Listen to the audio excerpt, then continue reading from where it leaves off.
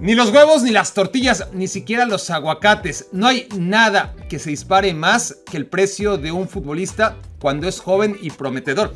Si no, miren lo que ha pasado con Pedri. De valer 10 millones a valer ahora 80 millones de euros. Y eso no es nada. ¿Qué me dicen de Musiala? Que desde 2020 hasta ahora ha pasado de costar 1 millón de euros a estar cotizado en 100 millones. Y eso por no hablarles de las gráficas de Jude Bellingham o de Erling Haaland, porque se saldrían de la pantalla. Pero hablando de promesas del Dortmund, también puede funcionar a la inversa. Hay quienes se evalúan. Miren a Jadon Sancho, si no, que llegó a costar mucho más de 100 millones de euros y ahora, devaluado en el Manchester United, vale menos de la mitad. O el triste caso de Ansu Fati, que llegó a cotizarse en 80 millones de euros y ahora difícilmente alguien pagaría ni la mitad por la promesa del Barcelona. Jugadores que no dan el estirón, que no cuajan, que están acabados apenas a los 23 años o menos.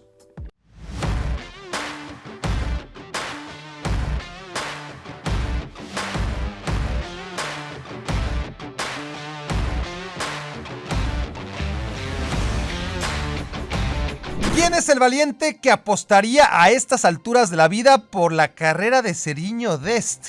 El lateral derecho jugó solamente 3 cuartos de temporada con el Ajax. Sin duda, se benefició de que Frenkie de Jong y Matthijs de Ligt ya no estaban, mientras otros como Sebastián Haller y Antony aún no llegaban. Y ante la falta de figuras en ese Ajax en transición, el norteamericano debutó, se hizo con la titularidad, brilló con su juego eléctrico y justo antes de que le empezara a salir el cobre, la pandemia interrumpió una Eredivisie que ya no volvió. 26 jornadas fueron suficientes para que a Dest lo amarrara el Bayern Múnich, aunque el Barcelona se lo arrebató de último segundo como quien se venga a lo grande. Me acabas de ganar 8-2, pero yo te quité a Serginho Dest. Uy, qué malotes. En fin, su primer año en el Barça fue muy malo. El segundo, terrible. Y quién sabe cómo, pero en su préstamo al Milan le fue peor. Mucho peor. 2 partidos como titular en toda la temporada fueron más que suficientes para que Stefano Pioli ya no lo tuviera en cuenta ni entre los 23 inscritos a la fase definitiva de la Champions League. Serginho tiene 22 años y su camino ya solo es cuesta abajo. El nombre de un italiano de origen marfileño llamado Moise Kean le dio la vuelta al mundo cuando debutó con la Juventus en 2016. Estamos hablando del primer futbolista en la historia, nacido en los años 2000, que jugó un partido en cualquiera de las grandes ligas europeas. A partir de ahí se fue al Verona, volvió a la Juventus, lo compró el Everton por 33 millones de euros. Ay, el Everton. Metió literalmente 2 goles en la Premier League y se fue cedido al Paris Saint-Germain, donde vivió su mejor año gracias a las lesiones de Neymar. El PSG se lo devolvió al Everton. El Everton ya no lo quería y se lo cedió a su club de origen, la Juventus, donde el bueno de Moise Kean, a sus 23 años, no más no madura. Zurdo, un peinado que ni los mismísimos Beatles. Buen pasador, mejor driblador y exquisito golpeo de balón. ¿Qué más le puedes pedir a la vida? Pues para Bryan Gil no es suficiente. El mediocampista debutó hace 4 temporadas con el Sevilla, no tuvo continuidad y lo mandaron al Leganés del Vasco Aguirre, donde empezó a brillar, aunque acabó descendiendo. Entonces lo compró el Eibar y ahí Bryan Gil fue la figura del equipo, pero otra vez descendió a segunda división. De pronto, en el verano, serendipity, medalla de plata en los Juegos Olímpicos de Tokio y que lo compra el Tottenham Hotspur por 25 millones de euros. Gil debutó en selección mayor, pero a Londres se fue básicamente para jugar la Conference League y un total acumulado de 85 minutotes en la Premier. A los 6 meses, cedido al Valencia, otros 6 meses y de vuelta al Tottenham, donde de nuevo es cepillado por Antonio Conte, y eso que el peinado los une. Ahora Gil está de regreso en el Sevilla, donde va camino a su tercer descenso en la Liga Española, y solo tiene 22 años. En 2017 debutó en el Valencia un escurridizo y prodigio técnico llamado Ferran Torres, Estaba por cumplir 18 años. No era tan extremadamente joven como otros de esta lista, pero le costó 2 largos años hacerse por fin con la titularidad. Una sola temporada en el 11 habitual del alicaído Valencia bastó para catapultar al extremo izquierdo directo al Manchester City. Ahí jugó lo esperado, poquito, y a los 17 meses se fue. En un fichaje simplemente incomprensible, el Barcelona, que no tenía dinero para renovar a Messi, pagó por un jugador suplente del Manchester City casi el doble de lo que el City había gastado un año y medio atrás para traérselo del Valencia. En el Barça, Ferran Torres, que fue seleccionado por su suegro Luis Enrique a Qatar 2022, ha metido 2-3 goles increíbles, fallado 11-12 imperdonables y se ha mantenido quieto en la banca el resto de su estancia. Tiene 23 años y su calidad resulta tan evidente como su estancamiento. Hay 2 amenazas principales que siempre sobrevuelan como sopilotes por encima de las promesas del futuro: las lesiones y un entorno familiar que no les mantenga con los pies en la tierra. Uno solo de estos factores es más que suficiente para frenar la carrera del mayor de los talentos, y en el caso del pobre de Giovanni Reina, le persiguen ambos. Cada vez que el norteamericano de solo 20 añitos regresa a las canchas tras una lesión, es solamente para recaer de nuevo, generalmente en el mismo partido. Por si fuera poco, la presión que ejercen sus padres en la Federación de los Estados Unidos para que su hijo juegue siempre no puede más que intoxicar la relación del chico con el entrenador y sus compañeros. En la 2020-2021, Giovanni fue titular en 23 partidos de la Bundesliga.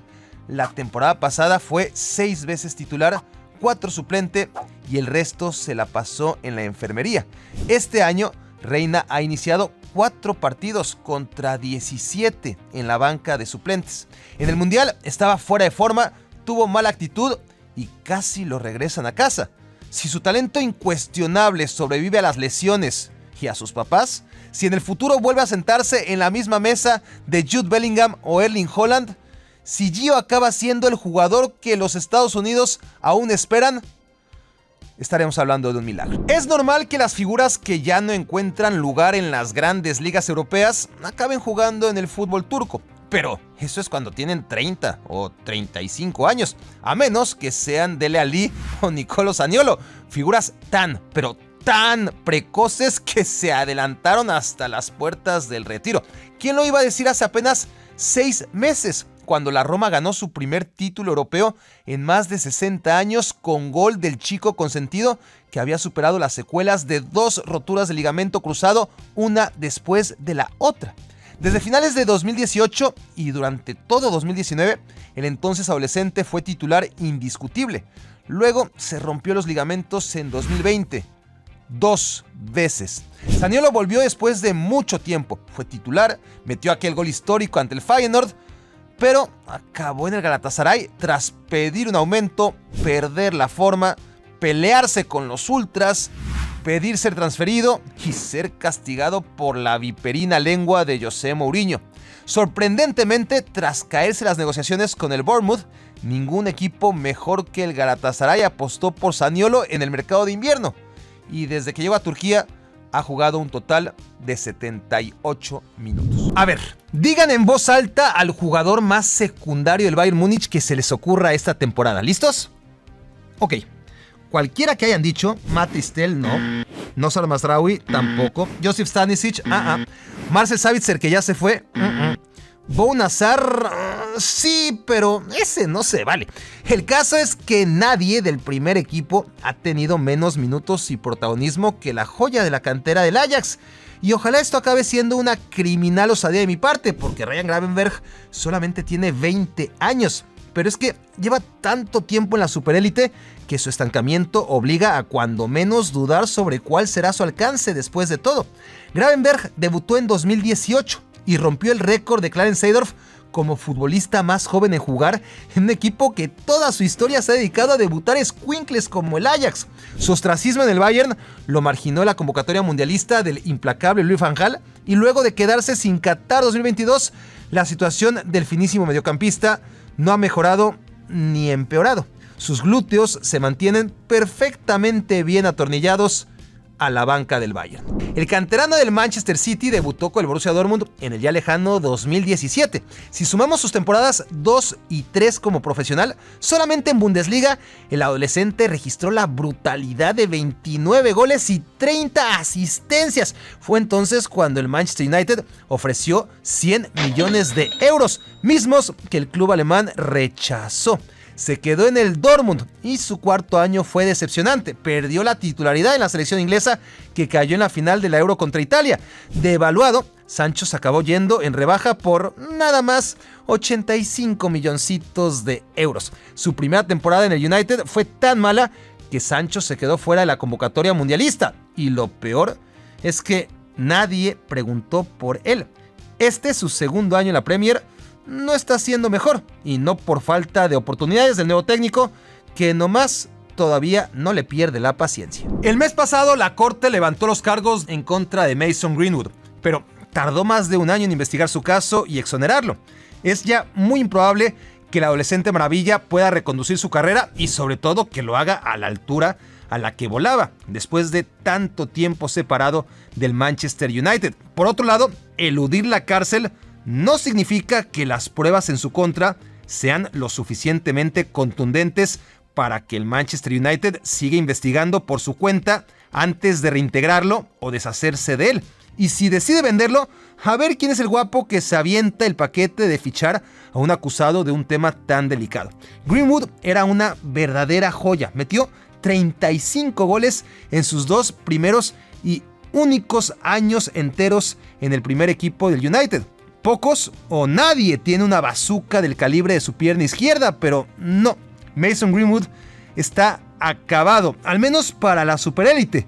Y es una pena desde la estricta e irrelevante óptica del fútbol. Ansu Fati parecía lo suficientemente bueno como para ser el heredero natural del 10 de Lionel Messi. El Barcelona no le guardó ni tantito luto, una temporada siquiera, al mejor jugador que tendrá en su historia. Corrió apresurado a entregarle el mítico dorsal a su chico más ilusionante.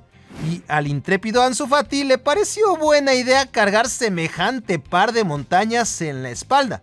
Ansu tiene 20 años, faltan muchísimos meses para que a finales de año cumpla 21. Decir que está acabado sería un atentado a lo que queda de cordura en el mundo, y sin embargo, nadie puede sentir hoy la misma ilusión y optimismo por la carrera de este chico que cuando se le vio por primera vez en agosto de 2019, cuando a los 16 años se convirtió en el más joven en debutar, anotar, asistir, escupir y todo lo que han hecho los jugadores en la historia del Barça en Primera División y en la Champions League. Ansu lo hizo todo, pero más joven.